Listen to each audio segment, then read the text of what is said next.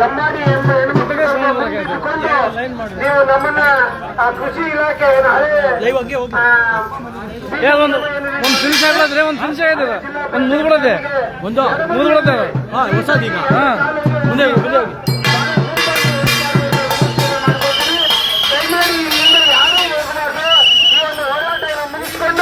ಅಲ್ಲೇ ಊಟವನ್ನು ಮಾಡಿಕೊಂಡು ಹೋಗ್ಬೇಕಾಗಿ ನಾವು ವೇದಿಕೆ ಪರವಾಗಿ ಭಿನ್ನವಿಸ್ಕೊಟ್ಟು ಸ್ವಲ್ಪ ಬಾರಿಸ್ಬೇಡ್ರಿ ಒಂದು ವಿವರಣೆ. ಇಲ್ಲಿಂದ ಸೀದಾ ಕೃಷಿ ಇಲಾಖೆಗೆ ಹೋಗ್ಬೇಕು. ಕೃಷಿ ಇಲಾಖೆಗೆ ಹೋಗಿ ಕಾವ್ಯಾನಂದ ಪಾರ್ಕ್ ಮುಂದೆ ಇರ್ತಕ್ಕಂಥ ಸಮೀಪ ಇರ್ತಕ್ಕಂತಹ ಕೃಷಿ ಇಲಾಖೆಗೆ ಹೋಗ್ಬೇಕು. ಅಲ್ಲಿ ಮನವಿ ಕೊಟ್ಟ ಮೇಲೆ ಅಲ್ಲೇ ಊಟದ ವ್ಯವಸ್ಥೆ ಇರ್ತದೆ. ನೀವೇನು ಮರಳಿ ಇಲ್ಲಿಗೆ ಬರಬೇಕಾದ ಅಗತ್ಯವಿಲ್ಲ. ಎಲ್ಲರೂ ಈಶ್ವರ ದೇವಸ್ಥಾನ ಅದರ ಎದುರಿಗೆ ಒಂದು ಆಫೀಸ್ ಇದೆ ಕೃಷಿ ಇಲಾಖೆ.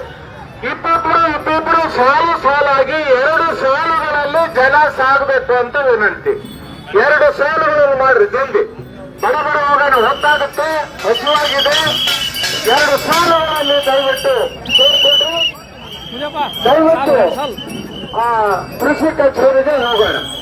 ಅಲ್ಲಿಯೇ ಊಟದ ವ್ಯವಸ್ಥೆ ಇರ್ತದೆ. ಮೇಡಮ್ ಅದ್ಭುತವಾದ ಭಾಷಣ, ಅದ್ಭುತವಾದ ಭಾಷಣ.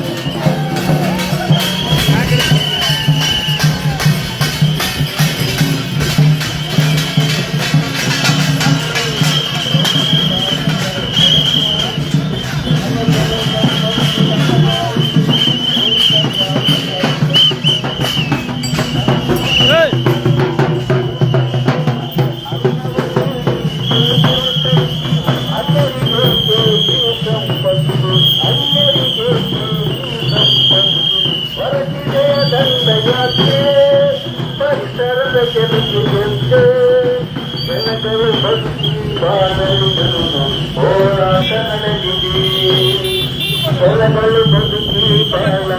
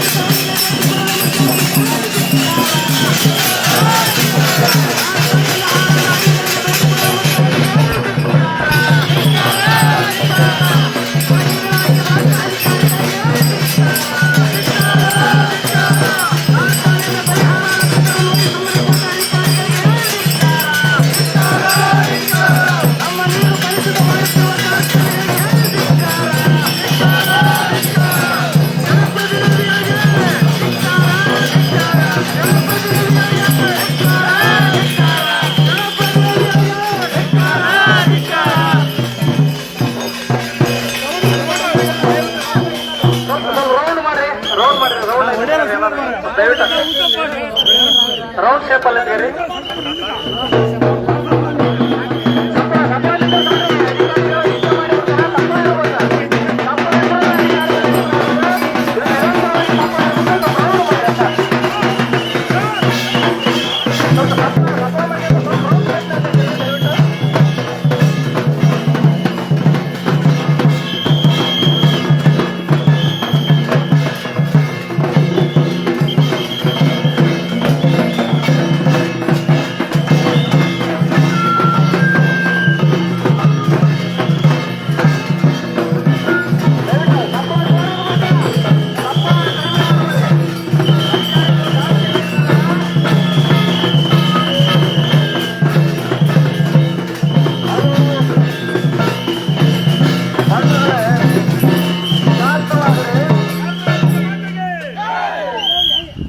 ಎಲ್ಲರೂ ಶಾಂತವಾಗಬೇಕು. ಸಂಬಂಧಪಟ್ಟಂತಹ ಅಧಿಕಾರಿಗಳು ಇಲ್ಲಿ ತಕ್ಷಣ ಬರಬೇಕು. ನಮ್ಮ ಒಂದು ಮನವಿಯನ್ನು ಸ್ವೀಕರಿಸಬೇಕು. ಕೃಷಿಗೆ ಸಂಬಂಧಪಟ್ಟಂತೆ ಹೇಳ್ತಕ್ಕಂಥ ವಿಚಾರ ಅಂದ್ರೆ ಈಗೇನು ಗಿಡಿಗೇರಿ ಅಲ್ಲಾನಗರ ಬಗನಾಳ 22 ಗ್ರಾಮಗಳ ಕೃಷಿ ನಾಶವಾಗಿದೆ.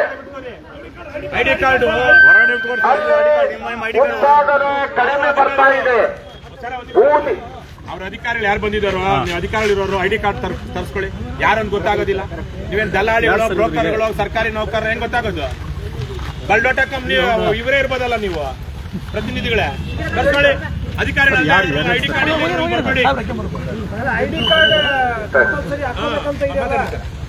ಬೂದಿ ಹೊಗೆಯಿಂದ ಅಲ್ಲಿಯ ಕೃಷಿ ಬೆಳೆ ಸಂಪೂರ್ಣವಾಗಿ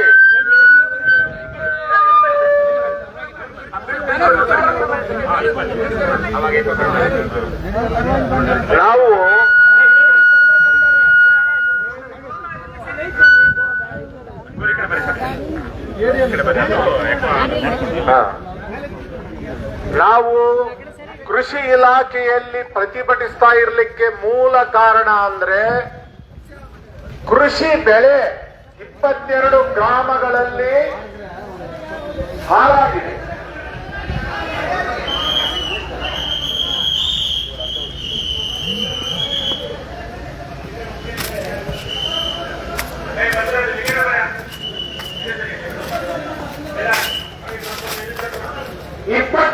ಗ್ರಾಮಗಳಲ್ಲಿ ಕೃಷಿ ಬೆಳೆ ಕುಸಿದಿದೆ.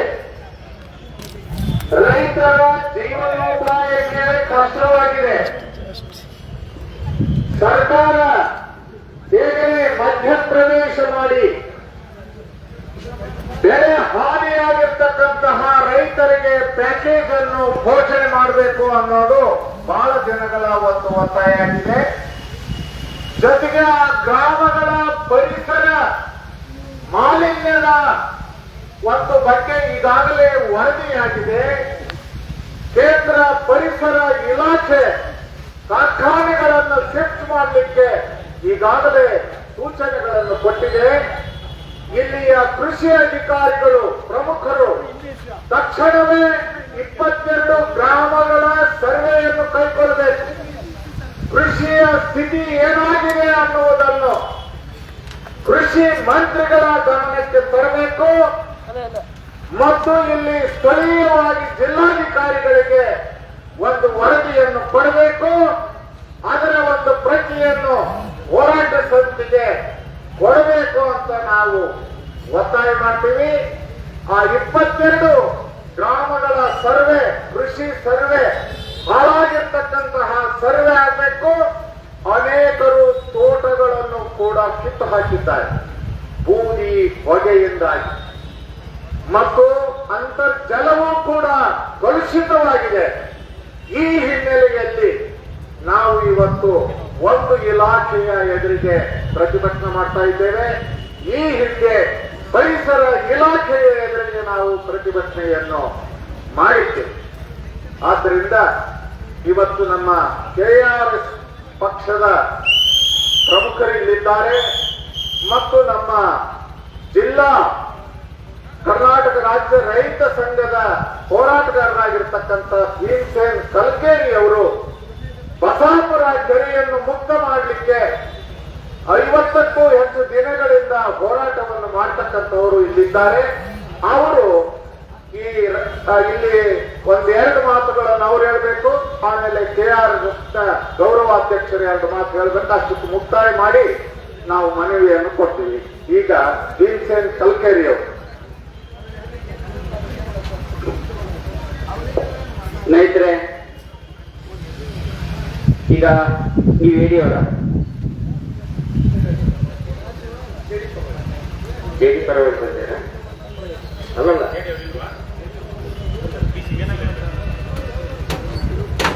ಅಲ್ರಿ, ಕನಿಷ್ಠ ಏಡಿಯವರಾದ್ರು ಬರ್ಬೋದಾಯ್ತಲ್ಲ. ಮತ್ತೆ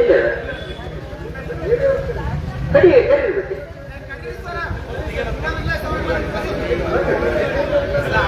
ಅವ್ರು ಹೇಳಿ ಅನ್ನೋದಕ್ಕೆ ಏನ್ ಸಾಬಿತ್ತಿಲ್ಲ.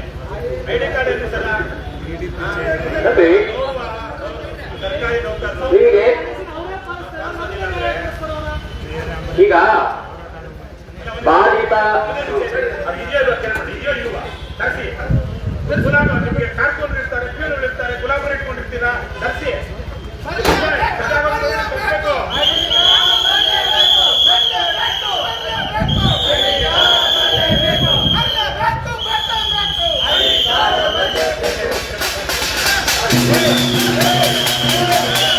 ಈಗ ಸ್ವಲ್ಪ ಶಾಂತಿಯಿಂದಿರಿ. ನಾವು ಕೇಳ್ತಾ ಇರೋದು ಏನು ಬಾಧಿತ ಗ್ರಾಮಗಳಲ್ಲಿ ಸುಮಾರು 22 ಹಳ್ಳಿಗಳಲ್ಲಿ ಏನು ಕರಿಧೂಳು ಬೀಳ್ತಾ ಇದೆ, ಆ ಧೂಳಿಂದ ದನಕರುಗಳು ಮತ್ತು ಇದು ಪೈರುಗಳ ಮೇಲೆ ಬಹಳ ಹಾನಿ ಆಗ್ತಾ ಇದೆ. ಅದ್ರ ಬಗ್ಗೆ ನೀವು ಸರ್ಕಾರಕ್ಕೆ ಏನು ವರದಿ ಕೊಟ್ಟಿದ್ದೀರಿ ಅನ್ನೋದು ಒಂದು ಪ್ರಶ್ನೆ. ಯಾಕಂದ್ರೆ ಇಲ್ಲಿವರೆಗೆ ನಾವು ನೋಡ್ತಾ ಇದ್ದೀವಿ, ಒಬ್ಬ ಏಡಿಯವರಾಗ್ಲಿ ಒಬ್ಬ ನಿಮ್ಮ ಗ್ರಾಮ ಸೇವಕರಾಗ್ಲಿ ಯಾರು ಹಳ್ಳಿಗಳಲ್ಲಿ ಬರ್ತಾ ಇಲ್ಲ, ಯಾರು ಅಲ್ಲಿ ಸರ್ವೇನೇ ಮಾಡ್ತಾ ಇಲ್ಲ. ಕಾರಣ ಏನು? ಉತ್ತರ ಕೊಡ್ಬೇಕು ನೀವು ಇವತ್ತು. ಯಾಕಂದ್ರೆ ಆ ಭಾಗದಲ್ಲಿ ಬೆಳೆಗಳಿಗೆ ಎಷ್ಟು ಹಾನಿ ಆಗಿದೆ ಅನ್ನೋದು ನಿಮ್ಗೆ ಗೊತ್ತಿರಲಾರ್ದೇನೆ ಈಗ ಜೆಡಿಯವರಿಗೆ ಗೊತ್ತಿಲ್ಲ ಅಂದ್ರೆ ನಾವ್ ಯಾರಿಗೆ ಕೇಳಬೇಕು? ಈಗ ಬೆಳೆ ಹಾನಿ ಬಗ್ಗೆ ಯಾರು ಕೇಳ್ಬೇಕು? ಕೆಟ್ಟದಾಗಿ ಮಾತಾಡ್ಬೇಡ್ರಿ, ಒಳ್ಳೇದಲ್ಲ ನೋಡಿ. ಯಾರು ಕೆಟ್ಟದಾಗಿ ಮಾತಾಡ್ಬೇಡ್ರಿ. ಇಲ್ಲಿ ನಮ್ಮ ಪ್ರಶ್ನೆ ಇರೋದು, ನಮ್ಮ ಗ್ರಾಮಗಳಲ್ಲಿ ಬೆಳೆಗೆ ಏನು ಹಾನಿ ಆಗಿದೆ ಅದ್ರ ಬಗ್ಗೆ ಸರ್ಕಾರಕ್ಕೆ ಏನು ವರದಿ ಕೊಟ್ರಿ, ಏನಾದ್ರು ಇದ್ರೆ ಒಂದು ತೊಗೊಂಬರ್ರಿ ದಾಖಲೆಗಳು. ನೀವು ಎಲ್ಲಿವರೆಗೆ ಕೊಟ್ರಿ? ಯಾವ್ದು 1 ವರ್ಷದಾರ ನೀವು ಒಂದು ಪರಿಹಾರದ ಕೊಟ್ಟಿರಿ? ನೀವು ಧೂಳು ಬಿದ್ದೈತಿ, ಬೆಳೆ ಹಾನಿ ಆಗೈತೆ ಅಂತ ಏನಾದ್ರು ಕೊಟ್ಟಿರೆ? ಇದು ನಮ್ಮ ಪ್ರಶ್ನೆ. ಯಾಕಂದ್ರೆ ನಾವು ಇವತ್ತು ಸಪ್ಪಳದ ಮುಖಾಂತರ ನಿಮಗೆ ಬಂದು ಹೇಳ್ತಾ ಇದೀವಿ, ವಾರ್ನಿಂಗ್ ಕೊಡ್ತಾ ಇದೀವಿ.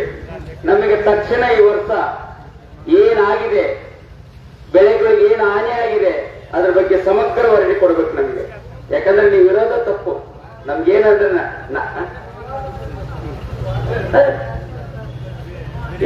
ಈಗ ಕೇಳೋದೇ ಇದೀವಿ ನಾವು. ಯಾಕಂತಂದ್ರೆ ಈಗ ನಿಮ್ಮನ್ನೇ ಕೇಳ್ತಾ ಇದ್ದೀವಿ ನಾವು.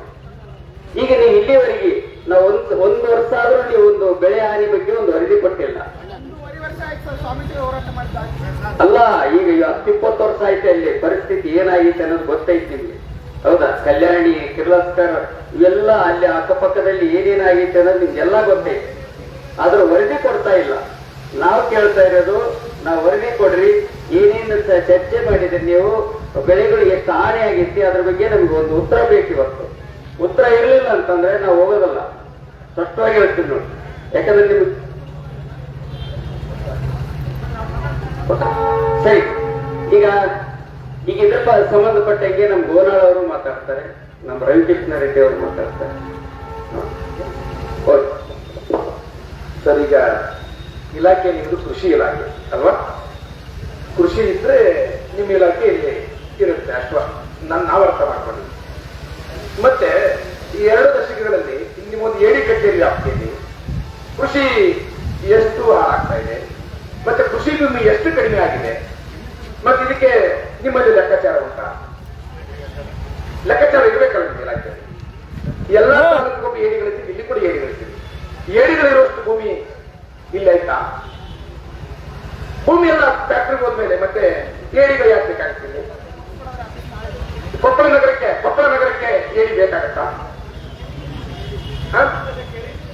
ಏಡಿ ಅಲ್ಲ, ಭೂಮಿ ಇದ್ರೆ ಕೃಷಿ ಇದ್ರೆ ಏಡಿ ನೀರಿಗೆ ಬಿಟ್ಬಿಡ್ತಾರೆ, ಕೆರೆಗೆ ಬಿಟ್ಬಿಡ್ತಾರೆ. ಸರಿ ಸರಿ ಸರಿ, ಓಕೆ. ಅದಕ್ಕೆ ನಮ್ಮ ಪ್ರಕಾರ ಏನಪ್ಪ ಅಂದ್ರೆ, ನೀವು 2 ದಶಕಗಳಿಂದ 35-40 ಸಾವಿರ ಎಕರೆ ಭೂಮಿ ಇಲ್ಲಿ ಬಾಧಿತ ಆಗ್ತಾ ಇದೆ. ಮತ್ತೆ ಕೃಷಿ ಅವಗಾಹನೆ ಅದರ ಒಂದು ಪ್ರೋಗ್ರೆಸ್ ನೋಡ್ಬೇಕಾದವ್ರು ಯಾರು? ಈ ಕಡೆಗೆ ಸಿಲುಕಿದೆ ಕೃಷಿ ಅಂತಕ್ಕಂಥ ವರದಿ ಕೊಡ್ಬೇಕಾದವ್ರು ಯಾರು? ಹೌದಲ್ವಾ? ಕೊಟ್ಟಿದ್ದೀರಾ? ಓಕೆ, ಬಹಳ ಸಂತೋಷ. ಕೊಟ್ಟಿದ್ದಾರೆ ಅಂದ್ರೆ ಬಹಳ ಸಂತೋಷ. ಆಮೇಲೆ ನಮಗೆ ಬಹಳ ಹಿಂದಿನ ಕಾಲದಿಂದಲೂ ಕೂಡ ಆಗ್ಬೇಕಾಗಿತ್ತು ಈ ಒಂದು ವರದಿ. ಎಷ್ಟು ಹಾಳಾಗ್ತಾ ಇದೆ, ಯಾವ ಸರ್ವೆ ನಂಬರ್ ಹಾಳಾಗ್ತಾ ಇದೆ, ಆಮೇಲೆ ಯಾವ ರೈತರು ಇದಕ್ಕೆ ಬಾಧಿನ ಒಳಗಾಗಿದ್ದಾರೆ ಅಂತಕ್ಕಂಥ ವರದಿ ನಿಮ್ಮಲ್ಲಿ ಇದ್ರೆ ಬಹಳ ಸೂಕ್ತ. ಇಲ್ಲದೆ ಹೋದ್ರೆ ಖಂಡಿತ ಇದು ಅಕ್ಷಮ್ಯ ಅಪರಾಧ. ಯಾಕಂದ್ರೆ 20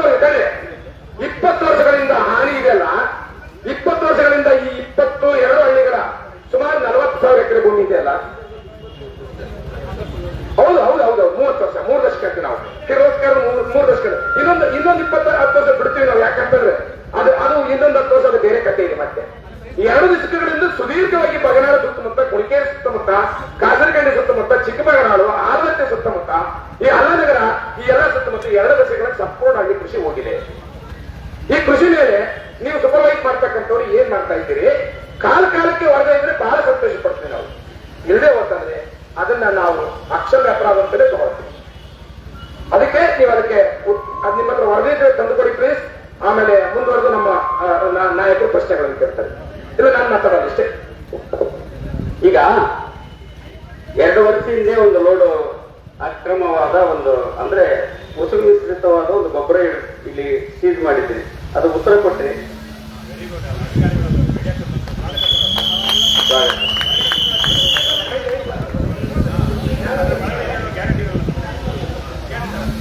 ಹೇಳಿದ್ರೆ ಇಲ್ಲಿ ಬನ್ನಿ. ಈಗ 2 ವರ್ಷದ ಹಿಂದೆ ಒಂದು ಕಳಪೆ ಗೊಬ್ಬರ ಇಲ್ಲಿ ಲೋಡ್ ಸಿಕ್ಕಿತ್ತು. ಇಲ್ಲಿ ಸೀಸ್ ಮಾಡಿ ಇಟ್ಟಿದ್ರಿ. ಅದು ಗೊಬ್ಬರ ಐತಾ? ಹಾ ಅಲ್ಲ, ಸರಿ ಗೊಬ್ಬರ ಇಲ್ಲೇ ಇಟ್ಟಿರೋದು ಫೇಲ್ ಆಗಿದೆಯಾ? ಈಗ ನಾವು ಸಾಕ್ಷಿ ಇದೀವಿ. ನಮ್ಗೆ ಏನಾದ್ರು ಉತ್ತರ ನೋಟಿಸ್ ಕೊಟ್ರೆ ಅಲ್ರಿ, ನಮಗೆ ನೋಟಿಸ್ ಕೊಡೋಕಿಲ್ಲ. ಗೊಬ್ಬರ ಐತೆ ಅದನ್ನ ಬಿಟ್ಬಿಟ್ರೆ ಅಲ್ಲ, ಗೊಬ್ಬರ ಐತೆ ಇಲ್ಲದು ಸೀಸ್ ಮಾಡಿದ್ದು ಐತಾ? ನಮ್ಗೆ ತೋರಿಸ್ತೀರ? ಹಂಗಲ್ಲ, ನಾ ಕೇಳ್ತಾ ಇರೋದು ನೋಡ್ರಿ. ಅದಕ್ಕೆ ಕೇಳೋದಲ್ಲ, ನಾವು ಇಲ್ಲಿ ಲೋಡು ಶಿಫ್ಟ್ ಮಾಡಿಸಿದ್ವಿ, ನಾವು ಹಿಡಿದಿದ್ದೀವಿ. ಗೊಬ್ಬರ ಇತ್ತು ಇಲ್ಲಿ. ಅದು ಗೊಬ್ಬರ ತೋರಿಸ್ಬೇಕು ನೀವು. ಗೊಬ್ಬರ ತೋರಿಸ್ಲಿಲ್ಲ ಅಂದ್ರೆ ಬೇರೆ ರೀತಿಯಿಂದ ಆಗಿಸ್ತು. ಹಂಗಲ್ಲ, ವಿಜಿಲೆನ್ಸ್ ಇರಲಿ, ನಿಮ್ಮ ಇಲಾಖೆ ಅಲ್ರಿ. ವಿಜಿಲೆನ್ಸ್ ಅಂದ್ರೆ ನಿಮ್ಮ ಇಲಾಖೆನೆ.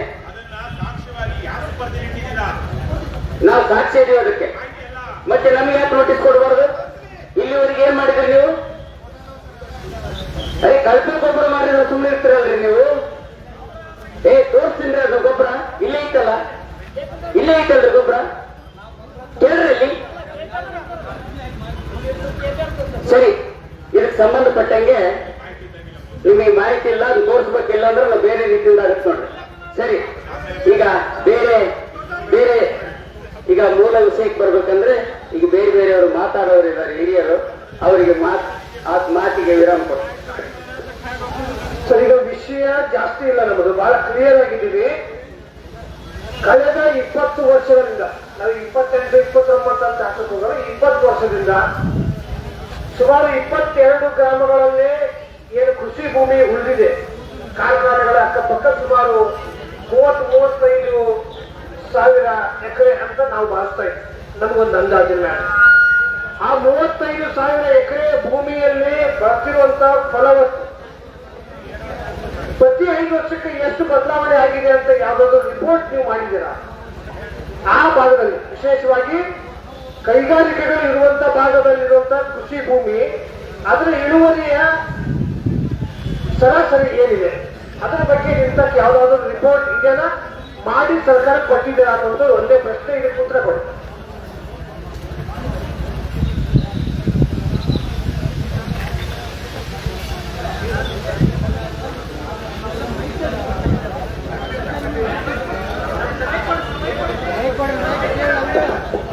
ನಾವು ಮೀಟಿಂಗ್ ಎಲ್ಲ ಜಂಟಿ ಸಮೀಕ್ಷೆ ಮಾಡಿ ಸರ್, ವರದಿ ಕೊಟ್ಟಿದ್ದೀವಿ ಸರ್. ಸರಿ, ಸದ್ಯಕ್ಕಿಲ್ಲ ಸರ್, ಕೊಡ್ತೀನಿ ಸರ್. ಕೊಡ್ತೀನಿ ಸರ್. ಬೇಡ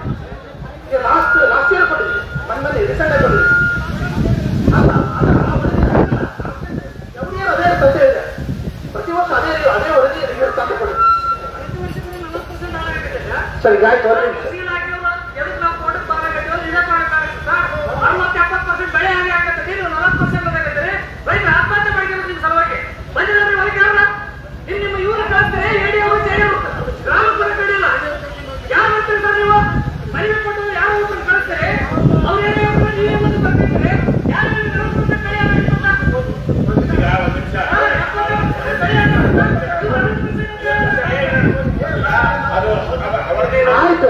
ಈಗ ಸರಿ, ವರದಿನಲ್ಲಿ ಎಲ್ಲ ಮಾಹಿತಿ ಇದೆ ತಾನೆ, ಯಾವ್ಯಾವ ಊರಲ್ಲಿ ವಿಸಿಟ್ ಮಾಡಿದ್ರಿ, ಯಾವತ್ತು ವಿಸಿಟ್ ಮಾಡಿದ್ರಿ, ಅವೆಲ್ಲ ಇದೆ ತಾನೆ. ಅದನ್ನ ನೋಡಿ ಅವ್ರು ಬಂದಿದ್ದಾರೆ ನೋಡೋ. ಸರ್ ಈಗ ಸರ್ ಒಂದು ನಿಮಿಷ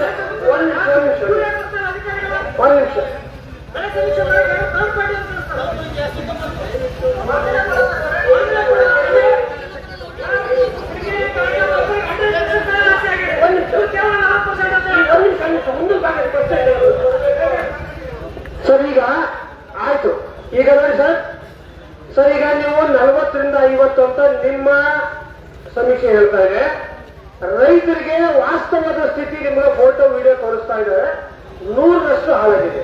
ಈಗ ಏನಂದ್ರೆ ಒಂದು ತೆನೆ ಬರ್ಬೇಕಾದ್ರೆ ಅರ್ಧ ಬಂದೈತಿ ಅಂದ್ರೆ ನಿಮ್ ಪ್ರಕಾರ ಅದು 50 ಅಂತ ಅರ್ಥ.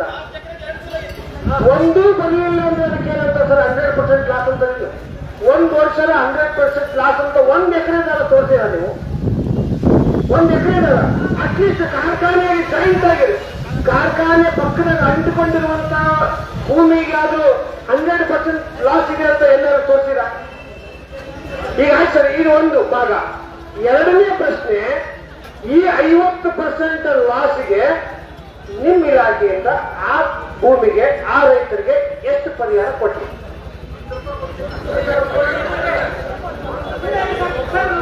ಸರ್, ಈಗ ನಮ್ಮ ಪ್ರಶ್ನೆ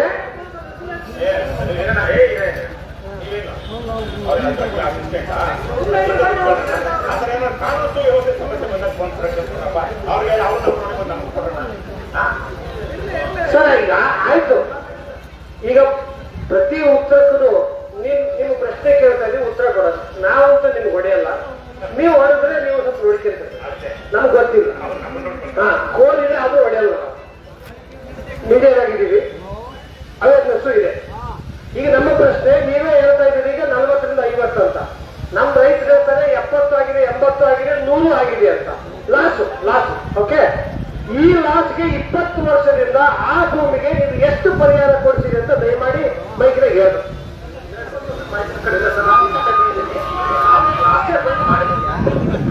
ಈಗ ಒಂದು ನಿಮಿಷ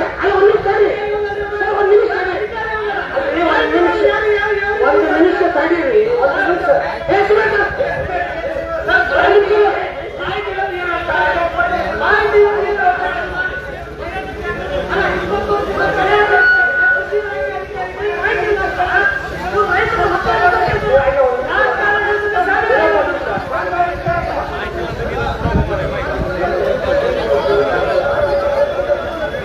ಸರ್, ಈಗ ಹೇಳಿ ತಮ್ಮ ಹೆಸರು ಏನಂದ್ರೆ ಸರ್? ತಮ್ಮ ಹೆಸರು ಸರ್? ಆಯ್ತು, ಒಂದ್ ನಿಮಿಷ ಸರ್, ಒಂದ್ ನಿಮಿಷ. ಜೀವನ್ ಸಾಬರೇ ಕೇಳಿ. ಈಗ ನಾವು ಇಲ್ಲಿ ಭೇಟಿಯಾಗಕ್ಕೆ ಬಂದಿರೋದು ಜೀವನ್ ಸಾಬ್ ಸಹಾಯಕ ನಿರ್ದೇಶಕರು ಕೃಷಿ ಇಲಾಖೆ, ಹೌದ್ರಿ? ಇಲ್ಲಿ ಇಲಾಖೆ ಕಾಯಂ ಆಗಿದೆ. ಆ ದಾಖಲೆಗಳು ನಿಮ್ಮ ಆಫೀಸ್ನಾಗ ಇರ್ತಾವು. ಅವ್ರೇನಾದ್ರು ಬೇರೆ ರೇಡಿಯೋ ತಕ್ಷಣ ತಮ್ಮ ಫೈಲ್ ತಮ್ಮ ಮನೆಗೆ ಹೋಯ್ತಾರೆ. ಅಲ್ಲಿ ಹಂಗೇನ ಅಲ್ಲ, ನಮ್ಗೆ ಗೊತ್ತಿಲ್ಲ ಸರ್. ನಿಮ್ಮ ಆಫೀಸಲ್ಲಿ ಏನಾದ್ರು ಇರ್ಬೋದಲ್ಲ, ನೀವು ಏಡಿ ಹೋದ ತಕ್ಷಣ ಆ ಫೈಲ್ ಹೊತ್ತು ತಮ್ಮ ಮನೆಗೆ ತಗೊಂಡೋಗಿ ಇಟ್ಕೊಂಡಿರ್ಬೋದಲ್ಲ, ನಮ್ಗೆ ಐಡಿಯಾ ಇಲ್ಲ.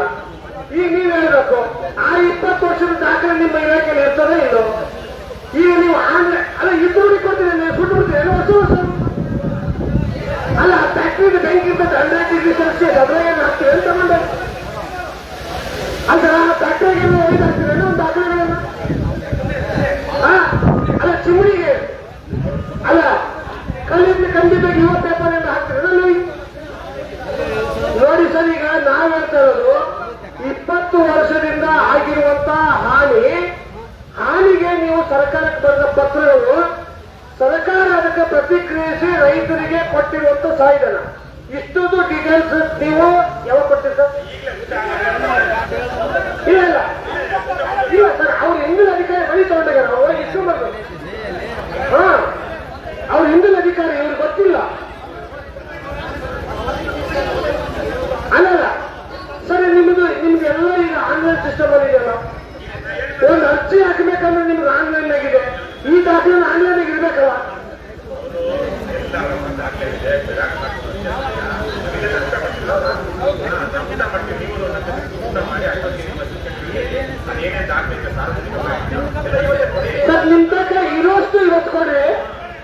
ದಿವಸ ಕೊಡ್ರಿ, 20 ವರ್ಷದ ಎಲ್ಲ ದಾಖಲೆಯನ್ನ ನಮಗೆ 3 ದಿವಸ ಕೊಡ್ಬೇಕು. 3 ದಿವಸ ಕೊಡ್ಲಿಲ್ಲ ಅಂದ್ರ ಈ ಎಲ್ಲ ಸಾಮಾನು ತಗೊಂಡ್ಬಂದು ನಿಮ್ಮ ಆಫೀಸ್ ಕರ್ಕೊಂಡು ಹೋಗ್ತೀವಿ. ಪೊಲೀಸರು ಬರ್ಕೊಂಬಿಡ್ರಿ ಸರ್, ಈಗಲೇ ಬರ್ಕೊಂಬಿಡ್ರಿ ನಮ್ದು ಅರ್ಜಿನ. 3 ದಿವಸದಾಗ ಅವ್ರು ಕೊಟ್ಟಿಲ್ಲ. ತಾರೀಕು 7, 8, 9, 10 ಕೊಟ್ಟಿಲ್ಲ. 11ನೇ ತಾರೀಕಿಗೆ ಅವ್ರ ಆಫೀಸ್ ಕುಂದಿರ್ತೀವಿ. ನೀವು ಹೊರಗೆ ಹಾಕಕ್ಕೆ ಪ್ರಯತ್ನ ಮಾಡಿದ್ರ ದಾರಿ ಆಗುತ್ತೆ. ಪೊಲೀಸರು ಹೊರಗೆ ಹಾಕಕ್ಕೆ ಬಂದ್ರೆ ದಾರಿ ಆಗುತ್ತಾ? ಅಲ್ಲ, ನಾವು ರೌಡಿ ಶೀಟ್ರಾಗ ತಯಾರಿದ್ದೀವಿ ಸರ್. ಯಾಕಂದ್ರೆ ಹೇಳ್ರಿ, ನಾವೇನು ನೌಕರಿ ಮಾಡ್ಬೇಕಾಗಿಲ್ಲ, ಹೊಸದಾಗಿ ಏನು ನೌಕರಿಗೆ ಹೋಗ್ಬೇಕಾಗಿಲ್ಲ. ನಮ್ಮನ್ನು ಮಾಡಿದ್ರು ಜನರಿಗೋಸ್ಕರ ರೌಡಿ ಆಗತ್ತ ತಯಾರಿಸಿದ್ದೀವಿ. ಹಂಗಾಗಿ 250 ದಿವಸದಿಂದ ವೇದಿಕೆ ಮೇಲೆ ಕುಂತೀವಿ. We are ready. ಹಾಗಾಗಿ ಅಧಿಕಾರಿಗಳಿಗೆ ಇದು ವಿನಂತಿ ಸರ್. 11ನೇ ತಾರೀಕಿಗೆ ವಿನಂತಿ ಮಾಡಲ್ಲ ನಾವು. 11ನೇ ತಾರೀಕಿಗೆ ವಿನಂತಿ ಮಾಡಲ್ಲ ಸರ. ಈಗೇನ್ ನೀವು ದಾಖಲೆಗಳು ಕಲ್ವಿ ಹೋಗ್ತಿರಲ್ಲ, ಉಳಿದು ತಗೊಂಡಾಗ ಅದ ಫ್ಯಾಕ್ಟರಿ ಡೆಫಿನೆಟ್ಲಿ. ಯಾಕಂದ್ರೆ ಕಾರ್ಖಾನೆಗಳಿಗೆ ಈಗ ನೀರು ಕಮ್ಮಿ ಬಿದ್ದಾವ, ಕಲ್ಲಿದ್ಲಿ ಕಮ್ಮಿ ಬಿದ್ದಾವ, ಇವನ್ನ ತಗೊಂಡು ಸುತ್ತಾ ಇರೋ ದಿವಸ ಏನ್ ಸರ್, ಯಾವ ದಾಖಲೆಗಳು ಗಾಡಿ ಆಫೀಸಿಗೆ ದಯಮಾಡಿ 11ನೇ ತಾರೀಕಿಗೆ ಎಲ್ಲ 20 ವರ್ಷದ ಮಾಹಿತಿ ನಮಗೆ ಬೇಕು ಸರ್. ಈಗ ನಿಮ್ ಸದ್ಯಕ್ಕೆ ಊಟ ಆಗೋ ಮಟ್ಟ ಏನ್ ದಾಖಲೆ ನೀವು ಮಾಡಿ ಅಂತ ಹೇಳ್ತೀರಿ, ನೀವು ಇಲ್ಲಿ ADI ಬಂದ ಮೇಲೆ ಆ ದಾಖಲೆಗಳನ್ನ ದಯಮಾಡಿ ನಮಗೆ ಕೊಡಿ. ನಾವು ಬಹಳ ಈಗ ಹಿಂದೂ ನೋಡ್ತಾರೆ, ಗಾಂಧಿಯನ್ನ ಬಿಟ್ಟು ಹೋಗಿಲ್ಲ ನಾವು. ಇವತ್ತಂತೂ ನಾವು ಭಗತ್ಸಿಂಗೂ ಹಾಕಿ ಬಂದಿಲ್ಲ, ಬಹಳ ಸಮಾಧಾನ ತಿಂದಿದ್ದೀವಿ. ಅವ್ರು ನಾವು ಹಾಕಿ ಮಾಡಕತ್ತಿದ್ವಿ ಅಂತಂದ್ರ ಬೇರೆ ನಮೂನಿ ಆಗುತ್ತ. ಅದಕ್ಕೆ ದಯಮಾಡಿ ಅದಕ್ಕೆ ಅವಕಾಶ ಕೊಡಬಾರ್ದು ಅಂತ ನಿಮ್ಮಲ್ಲಿ ಕಳಕಳಿ ವಿನಂತಿ ಮಾಡ್ಕೊಳ್ತೀವಿ. ಯಾಕಂದ್ರೆ ನೀವು ಕೂಡ ಇಲ್ಲಿಯವರೇ ಆಗಿರಿ ಅಂತ ಭಾವಿಸ್ತೀವಿ. 1-2 ಮಾತ್ರ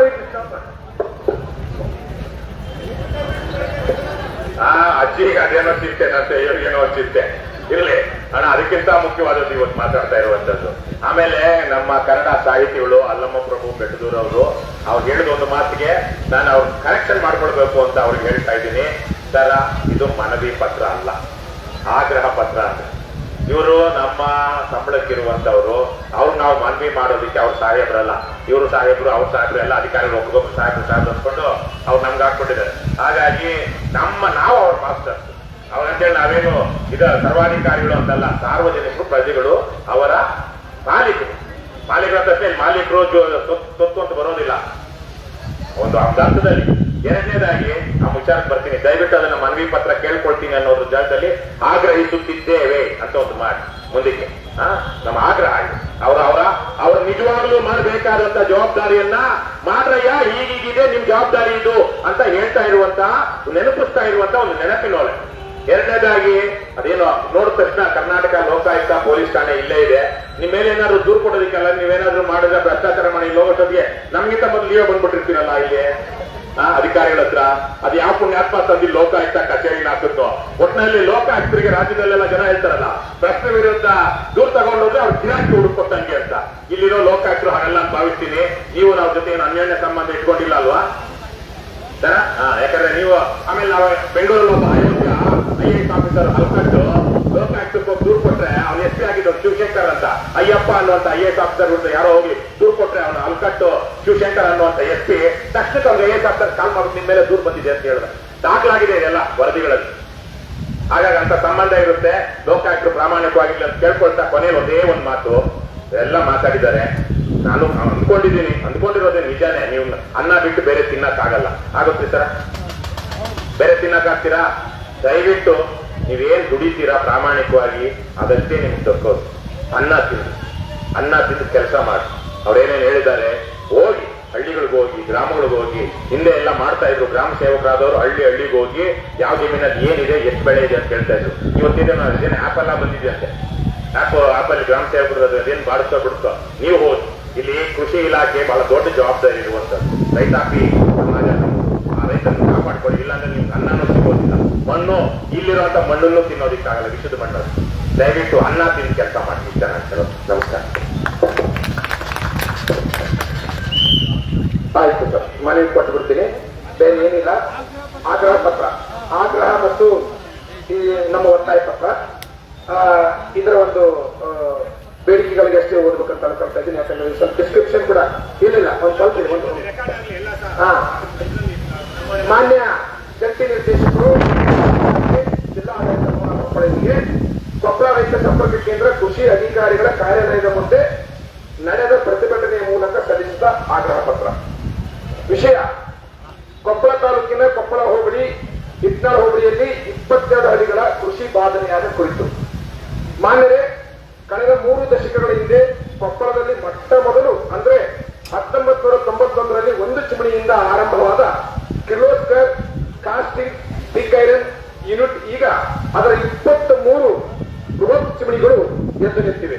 ಕೊಪ್ಪಳ ತಾಲೂಕಿನ ಹಿರೇಬಗನಾಳ್ ಕೇವಲ 6 ರೇಡಿಯಸ್ ಕಿಲೋಮೀಟರ್ನ ವ್ಯಾಪ್ತಿಯಲ್ಲಿ 28 ಬೃಹತ್ ಗಾತ್ರದ steel, sponge iron, pig iron, pellet, cement, ಸುಣ್ಣ, ಗೊಬ್ಬರ, ಆಸಿಡ್, ಕಲ್ಲಿದ್ದಲು, ಸುಟ್ಟು ವಿದ್ಯುತ್ ತಯಾರಿಸುವ ಸಣ್ಣ ದೊಡ್ಡ ಸೇರಿ ಒಟ್ಟು 202 ಕಾರ್ಖಾನೆಗಳಿವೆ. 106 ಸಂಖ್ಯೆಯ ಚಿಮಣಿಗಳಿಂದ 22 ಹಳ್ಳಿಗಳ 50,000 ಜನರು ಸಂಪೂರ್ಣ ಕೃಷಿ ಕಳೆದುಕೊಂಡಿದ್ದಾರೆ. ಕೆಮಿಕಲ್ ಯೂನಿಟ್ಗಳಿಂದ ಅಂತರ್ಜಲ ವಿಷವಾಗಿದೆ. ಇಲ್ಲಿನ ಜನರಿಗೆ ಹಲವು ಭಯಾನಕ ರೋಗಗಳು, ಸಣ್ಣ ಮಕ್ಕಳ ಹಾದಿಯಾಗಿ ಹೃದಯ ರಂಧ್ರ, ಮೂರ್ಛೆ ರೋಗ, ನರರೋಗ, ತಜ್ಞರ ವರದಿಯಂತೆ ಹಿರೇಬಗನಾಳ್ ಅಲ್ಲಾನಗರ ಹತ್ತಿರದ ಕಾರ್ಖಾನೆಗಳನ್ನು ಸ್ಥಳಾಂತರ ಮಾಡಬೇಕೆಂದು ಶಿಫಾರಸು ಮಾಡಲಾಗಿದೆ. ಆದರೆ ಅದು ಇದುವರೆಗೆ ಜಾರಿಯಾಗಿಲ್ಲ. ಇಲ್ಲಿ ಕ್ಯಾನ್ಸರ್ ರೋಗ ಹೆಚ್ಚಾಗುತ್ತಿದೆ. ಕ್ಯಾನ್ಸರ್ ಘಟಕ ಸ್ಥಾಪಿಸಲು ಮುಂದಾಗಿರುವುದೇ ಇದಕ್ಕಿರುವ ಸಾಕ್ಷಿ. ಇಲ್ಲಿ ಜಾನುವಾರುಗಳು ಬದುಕುತ್ತಿಲ್ಲ. ಎಲ್ಲಾ ಕೃಷಿ, ತೋಟಗಾರಿಕೆಯ ಹಣ್ಣು, ಹಂಪಲು, ತರಕಾರಿ, ಎಲೆಬಳ್ಳಿ, ಬೇಸಾಯ ಸರಗಿ ಹೋಗಿದೆ. ಇದರ ಅಪಾಯ ಅರಿತುಕೊಂಡ ಗವಿಶ್ರೀಗಳು ಆ 20 ಹಳ್ಳಿಗಳ ಜನರ ಜೀವ, ಕೃಷಿ ಬದುಕುಳಿಯಬೇಕಾದ್ರೆ ಇಲ್ಲಿರುವ ಎಲ್ಲಾ ಕಾರ್ಖಾನೆಗಳ ಮಾಲಿನ್ಯ ಕಡ್ಡಾಯವಾಗಿ ನಿಯಂತ್ರಣ ಮಾಡಿದೆ ಎಂದಿದ್ದರು. ಅವರು ಹೇಳಿದ ಮಾತು ವರ್ಷ ಕಳೆದರೂ ಈಡೇರಿಲ್ಲ. ಅಂದರೆ ಇಲ್ಲಿನ ಗ್ರಾಮಗಳ ಪರಿಸ್ಥಿತಿ ಹೇಗಾಗಿರಬೇಡ, ನೀವೇ ಯೋಚಿಸಬೇಕು. ತಾಲೂಕಿನ ಕಾರ್ಖಾನೆಗಳ ಮಾಲಿನ್ಯದ ಧೂಳು, ಕರಿಗೂಡಿ, ಹೊಗೆ ಹರಡಿ ಸುಮಾರು 35,000 ಎಕರೆ ಕೃಷಿ ಭೂಮಿಯಲ್ಲಿ ಕೃಷಿ ಹಾಳಾಗಿದೆ. ಇಳುವರಿ ಬರುತ್ತಿಲ್ಲ. ಬಂದ ಇಳುವರಿ ಗುಣಮಟ್ಟ ಇರುವುದಿಲ್ಲ. ಮಾರುಕಟ್ಟೆಯಲ್ಲಿ ಉತ್ಪಾದನೆ ಮಾರಾಟವಾಗುವುದಿಲ್ಲ. ಧೂಳಿನ ಕಾರಣಕ್ಕೆ ಲೇಬರ್ಗಳು ಕೃಷಿ ಚಟುವಟಿಕೆಗೆ ಬರುವುದಿಲ್ಲ. ಇಷ್ಟೊಂದು ಕೃಷಿ ನಷ್ಟವಾದಾಗ ಕೃಷಿ ಇಲಾಖೆಯ ರೈತರ ನೆರವಿಗೆ ಬರಬೇಕಾಗಿತ್ತು. ಆದರೆ ನಿರಂತರವಾಗಿ ದೂರು ಕೊಡುವ ರೈತರ ಜಮೀನುಗಳ ಬೆಳೆ ನಷ್ಟ ಗುರುತಿಸುವಲ್ಲಿ ಸಂಪೂರ್ಣ ವಿಫಲವಾಗಿದ್ದೀರಿ.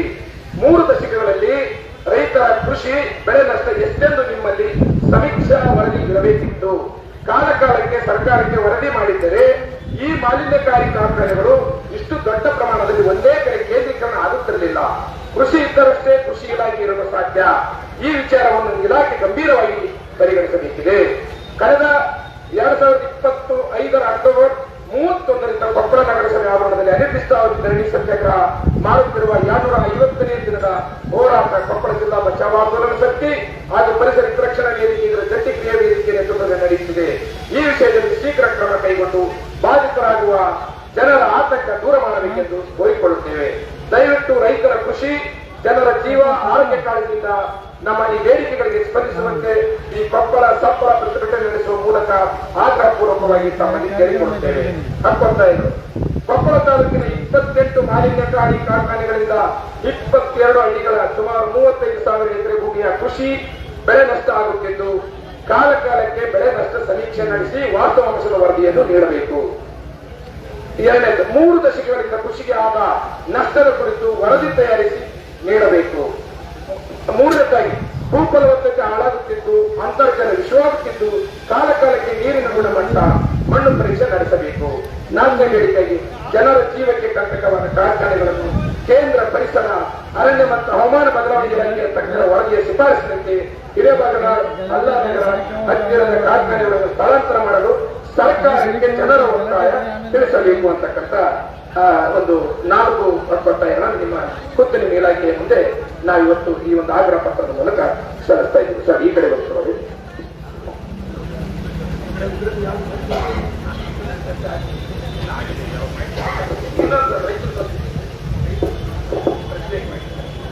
ಒಂದು ರೈತರ ಮನವಿದೆ. ಯಾವ್ದಂದ್ರೆ ಇದನ್ನ ಈಗಾಗಲೇ ಕೊಟ್ಟಾಗಿದೆ. ಅದೇ ಇದಕ್ಕೆ ನೀವು ಏನ್ ಮಾಡಿದ್ರೆ ಅಂತ KPR ಅಗ್ರೋಕೆಮ್ ಈ ಪ್ರೈವೇಟ್ ಲಿಮಿಟೆಡ್ ಇದೆಯಲ್ಲ, ಈ ಕಂಪನಿಯಿಂದ ತೊಂದರೆ ಈಗ ತಾನೇ ತೋರಿಸಿರೋದು ನಿಮಗೆ ಫೋಟೋ.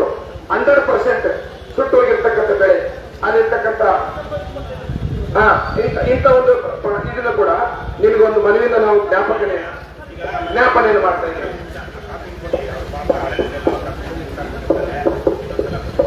ಎಸ್ ನಿಮಗೆ ಇದನ್ನು ಕೊಡ್ತಾ ಇದ್ವಿ. KPR ಅಂತಕ್ಕಂಥ ಕೆಮಿಕಲ್ ಯೂನಿಟ್ಸ್ ಏನಿದೆ ಅಂತರ್ಜಲ ಸಂಪೂರ್ಣ ವಿಶ್ವ ಆಗ್ತದೆ, ಅದರ ಜವಾಬ್ದಾರಿ ಇದೆ. ಯಾಕಂದ್ರೆ ಅಂತರ್ಜಲ ಸಿಕ್ಕಿದಂತೆ ಕೃಷಿ ಉಳಿಯಲ್ಲ. ಆ ಅಂತರ್ಜಲ ನೀವು ಅದರ ಗುಣಮಟ್ಟ ಉಳಿಸ್ಕೊಳ್ಳೋದಕ್ಕೆ ಕಾಲಕಾಲಕ್ಕೆ ಅದರ ಪರೀಕ್ಷೆ ಮಾಡ್ತಕ್ಕಂಥದ್ದು ಜವಾಬ್ದಾರಿ ನಿಂದ ಇದೆ. ಯಾಕಂತಂದ್ರೆ ಮಾಲಿನ್ಯ ಮತ್ತೊಂದು ಕಡೆಗೆ ಅಂತರ್ಜಲ ಎರಡನ್ನೂ ಕೂಡ ನೀವು ಅದರ ಮೇಲೆ ವರದಿ ತರಿಸಿರ್ತಕ್ಕಂಥದ್ದು ಮತ್ತೆ ಭೂಫಲವತ್ತತೆ ಇವು ಮೂರನ್ನು ಕೂಡ ನೀವೇ ಮಾಡಬೇಕಾಗುತ್ತೆ ಕೃಷಿ ಇಲಾಖೆಯವರು. ಇದು ನಮಗೆ ಸಂಬಂಧ ಇಲ್ಲ, ಆಮೇಲೆ ನಮಗೆ ಇದು ವ್ಯಾಪ್ತಿ ಬರುವುದಿಲ್ಲ ಅಂತಕ್ಕಂಥ ಪ್ರಶ್ನೆ ಇಲ್ಲ ಇದರಲ್ಲಿ. ಆ ಕಾರಣಕ್ಕೆ ಈಗ ರೈತರ ಒತ್ತಾಯ ಮತ್ತೆ ರೈತರ ಆಗ್ರಹ ಇದಾಗಿರೋದ್ರಿಂದ ಇದನ್ನ ನೀವು ತಕ್ಷಣದಲ್ಲಿ ಇದನ್ನ ಒಂದಷ್ಟು ನೀವು ಕಾರ್ಯಯೋಜನೆಯನ್ನು ರೂಪಿಸಿಕೊಳ್ಬೇಕಂತಕ್ಕಂಥ ಒಂದು ಹೋರಾಟ ಹೋಲಿಕೆ ಆಗ್ರಹವಾಗಿದೆ. ಈಗ ಈ ಒತ್ತಾಯ ಪೂರಕವಾದಂತ ಈ ಒಂದು ಆಗ್ರಹ ಪತ್ರವನ್ನ ಈಗ ಅಧಿಕಾರಿಗಳು ತೆಗೆದುಕೊಳ್ಳಬೇಕು. ತೆಗೆದುಕೊಳ್ಳೋ ಜೊತೆಗೆ ಒಂದು ಅಧಿಕಾರಿಗಳಿಗೆ